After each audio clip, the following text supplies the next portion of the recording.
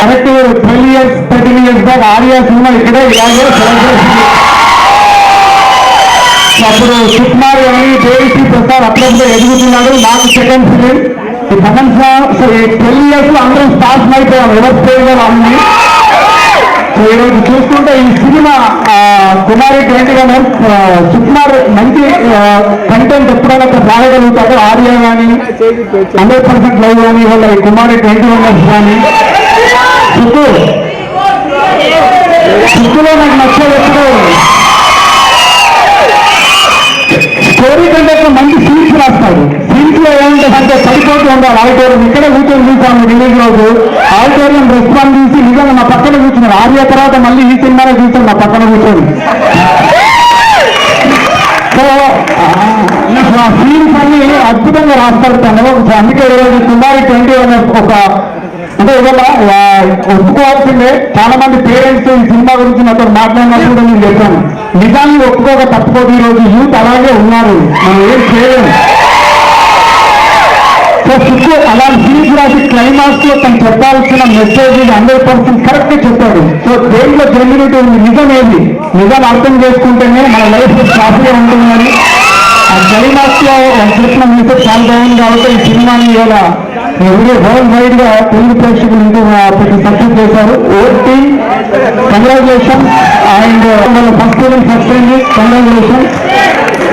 And ఇంకొక వ్యక్తి గురించి మాట్లాడాల్సింది రాస్తారు.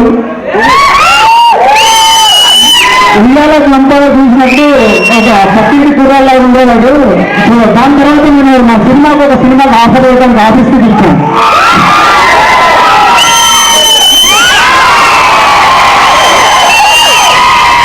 సరే నిజాలు చెప్పండి, అబద్ధాలు చెప్పాలి. అందులో నా పాప తెలుసు, నేను తెలుసు, నాకు తెలుసు. తర్వాత ఒక సినిమాకి అనుకున్నాము, వర్కౌట్ కాలేదు. కారణాలు అందుకే చెప్పకపోతే కాదు పెట్టాడు చెప్పండి. సో దాని తర్వాత తను చేసిన సెకండ్ ఫిలిం అందరికన్నా ముందు మీరే చూసాను, డబుల్ పాజిటివ్. అప్పుడు అనుకున్నాను అంటే ఎఫ్ఐలో సెకండ్ సినిమాకి మంచి స్టార్గా ఎదిగే అవకాశం లేదు. స్టార్ అంటే నేను చెప్పేది మన పెద్ద హీరో లా కాదు, ఒక ఆర్టిస్ట్ గా. అంటే తన పర్ఫార్మెన్స్ ఈజీగా చేయగలుగుతున్నాడు అనిపించింది. అదే కుమారి 21 చూడగానే అదే అనిపించింది. అంటే సినిమా టు సినిమా తను చాలా సెట్టింగ్ పర్ఫార్మెన్స్ ఈ సినిమాలో చేయడం. హ్యాపీ హీరో 3 సినిమాలు సక్సెస్ కావాలంటే అంత ఈజీ కాదు. టీచర్ ఒక ఆర్టిస్ట్ గా ఎదుగుతూనే ఉంది, అదే నేను ఎప్పుడు కోరుతున్నాను. అండ్ అమ్మాయి నేను చెప్పాల్సిన అవసరం లేదు, మీరు అందరూ ఆడియన్స్ ఫ్యాన్స్ కాబట్టి కుమారి 21 మీరు ఫ్లాట్ అయిపోయారు కదా. అండ్ మా రాండి పుట్టు నేను అనుకోని రత్నవేల్ గారిని ఆర్యా సినిమాతో తెలుగు ఫిల్మ్ ఇండస్ట్రీకి తీసుకొచ్చాం. ఈరోజు తెలుసు మహేష్ బాబు గారితో కంటిన్యూగా సినిమాలు చేస్తున్నారు. అంటే గ్రేట్ టెక్నీషియన్. రోబో లానా చెప్పిన కాన్సెప్ట్ ఈ 21 పెట్టి చేయడం అనేది ఒక టెక్నీషియన్. Thank you sir. చిన్న సినిమాలలో మీరు ఎంకరేజ్ చేయండి. అండ్ ఇంకొక ఆయన ఉన్నారు వెనకాల స్టేజ్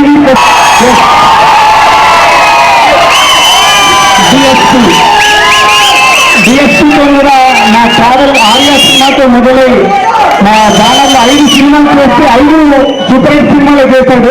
చాలా సెకండ్ యాక్టర్కి ట్రై చేస్తున్నాం. డిఎస్పీ గురించి దీనికంటే ఎక్కువ చెప్పాల్సింది. సో డిఎస్పీ తను మ్యూజిక్ కంపోజ్ చేయడం కాదు, మీ అందరికీ తెలుసు. స్టేజ్ పైకి వస్తే ఇక్కడికి వచ్చిన నుండి డిఎస్పీ అని అరుస్తున్నారు, కానీ నా పేరు కానీ సుకు పేరు కానీ హీరో అంటే ఒక మ్యూజిక్ డైరెక్టర్ గా తన జనాల్లోకి అంత మీకు నచ్చారు కాబట్టి తన మ్యూజికే కాదు, తన డయాస్ పైకి వచ్చి ఒక డాన్స్ చేస్తే చాలా మీకు చేయించాను. సో ఈ మధ్య చాలా డిస్కషన్ అబ్జర్వ్ చేస్తున్నాను. దేవి హీరోగా చేస్తే మీరు చూస్తారా? సో ఈ మధ్య ఇంటర్వ్యూలోనే చూశాను, తనకు యాక్టింగ్ చేయాలని ఎప్పటి నుండి ఉందని మాతో షేర్ చేస్తుంది. ఉందని మేము మ్యూజిక్ కంపోజింగ్ లో ఉన్నప్పుడు తన ఆత్మలను ఉండేది. సో దేవి మీకు చేయాలని ఉంది కాబట్టి మా బ్యానర్లో నేను ఇంట్రడ్యూస్ చేస్తాను. మామూలుగా ఇంట్రడ్యూస్ చేయడం కాదు, ఏదో ఒక సినిమా ద్వారా కాదు, అది సుకుమార్ డైరెక్షన్ లో ఇంట్రడ్యూస్ చేస్తాను. సుకుమార్ డైరెక్షన్ కాదు, మా ఆర్యా టీం అందరం ఆగిసి 12 సంవత్సరాల తర్వాత మళ్ళీ కుమారి 21 లో వెళ్తాను. ఈ టీం అందరూ ఆర్య లాంటి మంచి కాన్సెప్ట్స్ కు ఆర్య ఆ రోజు ఎలా ట్రెండ్ సెట్ అయితే అయిందో అలాంటి ఒక మంచి కథ స్టోరీని శ్రీ వెంకటేశ్వర క్రియేషన్ లో ఇంట్రడ్యూస్ చేద్దాం. మీ అందరూ ఓకేనా? ఎలాంటి కథ కావాలి? కేవీతో హీరోగా రావాలంటే